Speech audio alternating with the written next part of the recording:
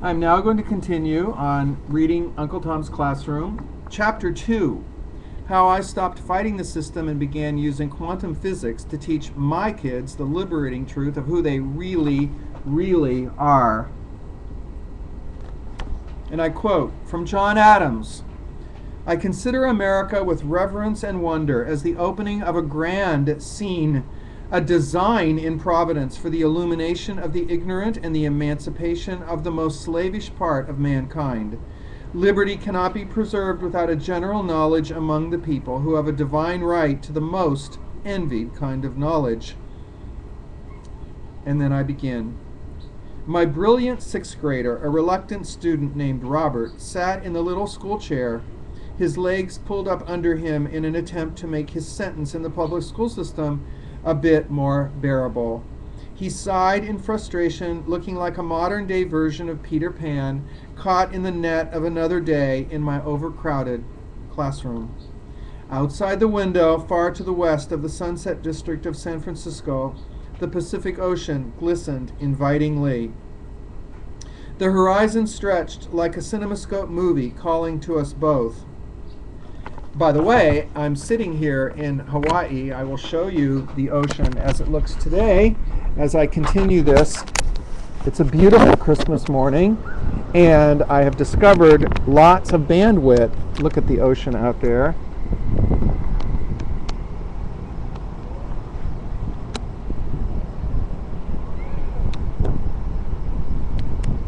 And with bandwidth, that means that I can record videos. And so I decided to go ahead. Many people have said, why don't you record some readings from your book? Because I'm trying to get the word out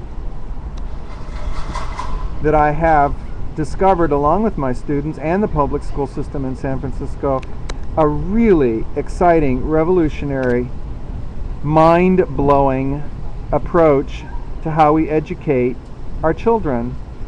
And I'd like to insert here, if you don't know, the original meaning of educate is not to brainwash or indoctrinate into a system. The original meaning of educate is to draw out the magnificent genius within children that is already there. And so in this chapter here that I'm reading, I'm talking about a real student named Robert, a great kid, and I will continue right now. You've seen beautiful Hawaii outside there. I love this place. All right, great. Outside the window, far to the west, the Pacific Ocean glistened invitingly. The horizon stretched like a CinemaScope movie, calling to us both, and I could sympathize with the inner warfare going on within Robert as he tried his best to comply with the order I'd given him, which was to read silently with the rest of the class. I really empathized with his mood, for this Monday morning on our coastside campus was spectacularly beautiful, sunny and warm, and I knew that Robert wanted to be outside enjoying the Indian summer weather as much as I did. How you doing, Robert? I asked as I sat down beside him. Okay, he sighed, but I could tell from his expression that he wasn't happy. I sighed too. I just feel so trapped, he added, reminding me of a wild young horse tied to a rope. Sometimes I just hate school. I have all this energy inside of me, and it's so hard to force myself to sit down and to be quiet. I know what you mean, Robert. School can feel like jail on summery days like this. And then a quote by Evelyn Waugh. Right there. She says, anyone who has been to a public school will feel at home in prison. It's hard for me to sit still too, I added, trying to make myself comfortable on the small chair beside him. I know that I'm supposed to read quietly, Robert said, but I feel so hyper and so full of energy. It really makes me want to freak out or something. Sometimes I think I'm going to explode, or kind of jump out of my skin. He fidgeted nervously as he spoke, his big brown eyes looking as pitiful as a dog's sad eyes peering through the bars of a kennel cage. School can feel like jail, I know. Robert, the truth is, it's where the older generation tries to domesticate you kids. to make you behave and follow the rules. I smiled sadly. But try and remember what I've been teaching you about the all-powerful cosmic superself. The force of the universe that flows through you at all times. It's always free. It's always there. It's always flowing no matter what. And that's what you feel. Oh, yeah, the force, Robert looked up, smiling, coming back to life.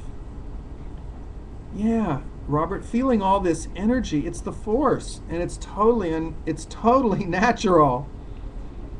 The force of the entire universe, of the entire cosmos, of all creation is with you and in you, just like it was with Luke Skywalker and Obi-Wan Kenobi and Yoda, remember?